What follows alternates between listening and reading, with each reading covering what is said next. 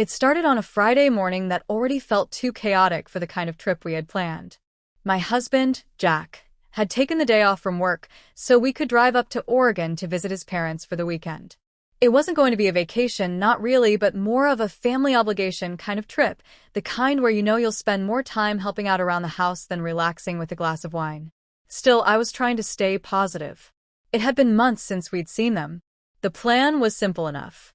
Jack would drive our SUV, I would sit up front with him, and our two kids, his son from his previous marriage, Tyler, who was 19, and my daughter, Ellie, who was 13, would be in the back. But when we came out of the house that morning, I realized that Jack had decided to bring more than we'd talked about. 2 big coolers, a suitcase, 3 duffel bags, a folded baby crib his mom had requested for visiting relatives, and 2 sets of tools just in case. The back seat, which should have comfortably seated 2 people, now had enough gear stuffed next to it that only one person could sit there. I looked at the packed car and raised my eyebrows at Jack. Really? We'll make it work, he said casually, loading the last bag. It's only a 6-hour drive. Tyler came out next, holding his travel pillow and a bottle of water. He was tall for his age, almost 6 feet, with his dad's strong jaw and my brother's easy charm. We'd only been living under the same roof for about a year. At first, it was tense.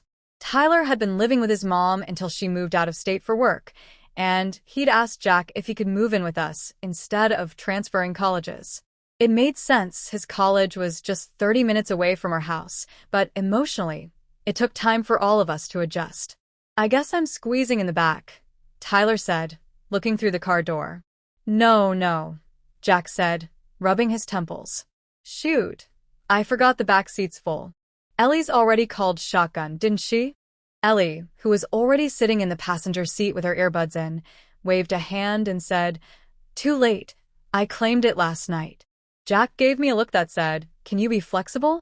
I sighed, and Tyler quickly offered, Lisa, you can take the seat, and I'll just sit wherever." He still didn't always know what to call me. Sometimes he said Lisa. Other times he'd start to say Mom and correct himself. I never pressured him. We were slowly becoming a real family, and I respected his timing. Jack scratched his head. Only way this works is if Lisa sits on Tyler's lap. I looked at Tyler, who immediately said, "It's fine. I don't mind. It's just a seat. No big deal." It was awkward, no doubt about it. I was a grown woman in her 40s, and while I wasn't very heavy, I wasn't small either. Sitting on a teenage boy's lap, even if he was technically my stepson, felt weird. But we were already running late, and everyone was watching me for a decision. "Okay," I said, laughing nervously. "Just don't let me crush you." Tyler chuckled. "I'll survive." So that's how I ended up sitting sideways on his lap, my knees angled toward the door, my hands clutching the cooler in front of me for balance. It was cramped, uncomfortable, and definitely not how I imagined starting the weekend.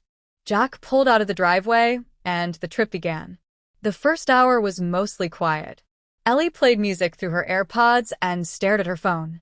Jack drove like he always did, one hand on the wheel, the other adjusting the AIC every 10 minutes. I tried to shift my weight off Tyler as much as I could, but there wasn't really anywhere to go. "Are you okay?" I asked him about an hour in. "Yeah, you're fine. You're not even heavy," he said, and I appreciated his kindness. His tone wasn't sarcastic or uncomfortable, just relaxed. Around the second hour, Jack pulled into a rest stop. I stretched out my legs and walked in small circles to shake off the stiffness in my back. When I looked over at Tyler, I saw he was rubbing his thighs like they were numb. "I'm sorry," I said. "We should switch soon." "Nah, it's okay. But maybe next time we bring one less cooler," he said with a smirk. Jack overheard and laughed. All right. I admit I overpacked. Back on the road, I sat again in Tyler's lap, but something had changed in the atmosphere.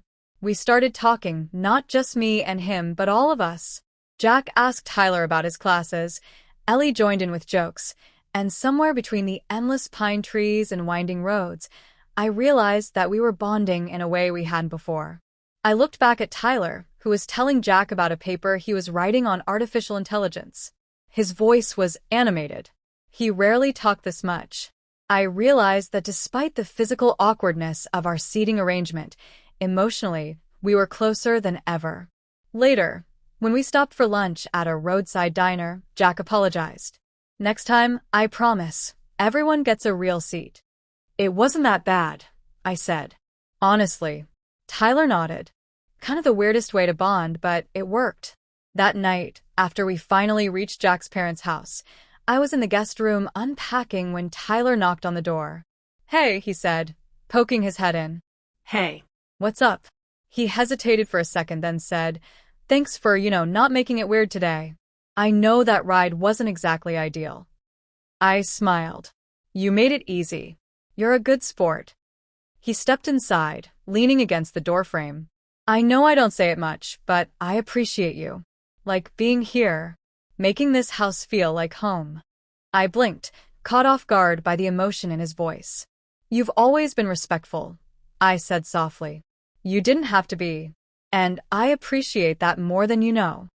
We stood there for a moment, the silence warm and full. Then he nodded, gave a half wave, and went off to bed. That road trip didn't just get us to Oregon. It brought us closer together. There are moments in life that look ridiculous from the outside, sitting on your stepson's lap in a packed car, for example, but end up opening doors to conversations and connection you didn't know you needed. A week after we got home, Tyler texted me while I was at work. It was a simple message, but it meant the world. Thanks for being patient with me. I'm glad you're in my life. And I replied, me too, Tyler. More than you know.